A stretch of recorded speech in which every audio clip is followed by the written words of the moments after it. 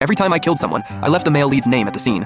Soon, the entire cultivation world branded him a ruthless demon. Meanwhile, I was known as a benevolent healer. When my master and senior sister refused to listen and pinned me in midair, preparing to extract my golden core to compensate the male lead, I writhed in agony, using all my remaining strength to roar. Fearless of being crushed to dust, I only wished to leave my integrity in this world.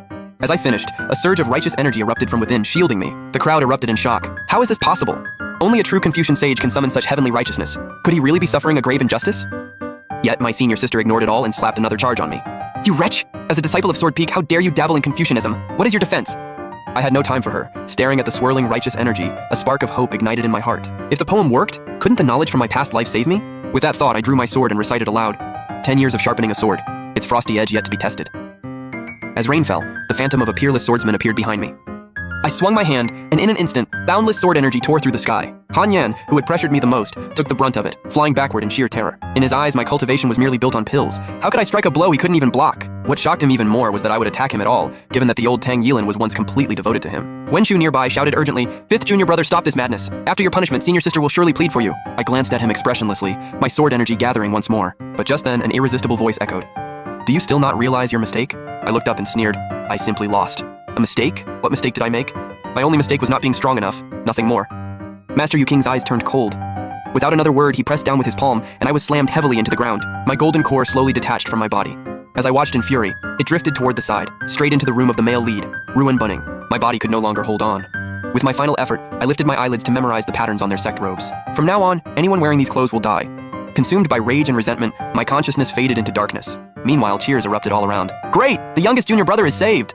Wenshu whispered to the master, "How should we deal with the fifth junior brother? He injured the senior sister and many others." Master Yu King replied coldly, "Heal his wounds, and once he wakes up, banish him to the herb garden as an outer disciple." But they didn't know that thousands of miles away, in an ancient city, countless Confucian cultivators rose in silence, as if moved by a shared calling. I fear no shattering of bones as long as my integrity remains in this world.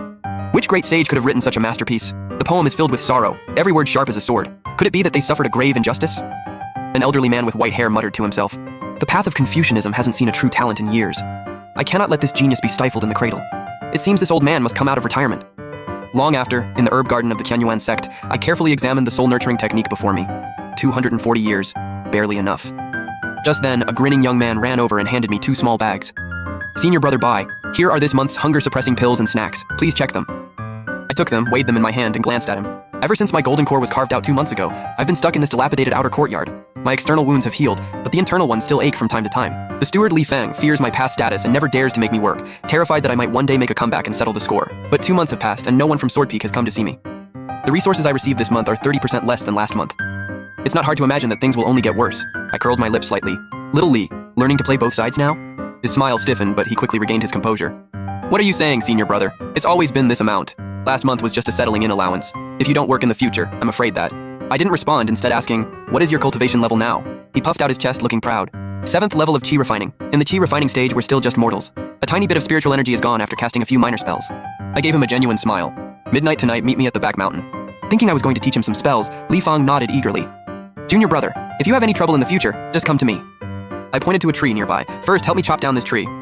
When midnight arrived that night, Li Fang scurried off to the back mountain, but he never came back down. A few days later, in a good mood, I strolled through the herb garden, plucking any useful herbs I saw and tossing them into the sword. I am already preparing to forge my own life-bound artifact, the Myriad Soul Banner. That soul-nurturing wood is one of the main materials. My injuries haven't fully healed yet, and I need a large amount of pills for recovery. That's the only reason I'm still lingering in the Qianyuan sect. Other disciples saw me picking the sect's spiritual herbs, but they all kept their heads down and pretended not to notice. Suddenly, a roar thundered from above. "Taking without asking is stealing! How dare you pilfer the sect's spiritual herbs!" 2 figures flashed in from the distance, Han Yan and Ruan Bunning, who followed closely behind her. They landed right in front of me. Ruan Bunning blinked his innocent eyes and said, "If you need anything, you can just tell us. How could you take the sect's items privately?" I sneered. "You weren't this polite when you took my golden core, were you?" Ruan Bunning looked stunned. "What golden core?" Han Yan frowned instantly and pulled Ruan Bunning behind her. "What nonsense are you spouting? My junior brother and I came here out of kindness to see you. Don't you dare stir up trouble." "Stir up trouble? Who in the Xuan sect doesn't know about my golden core?"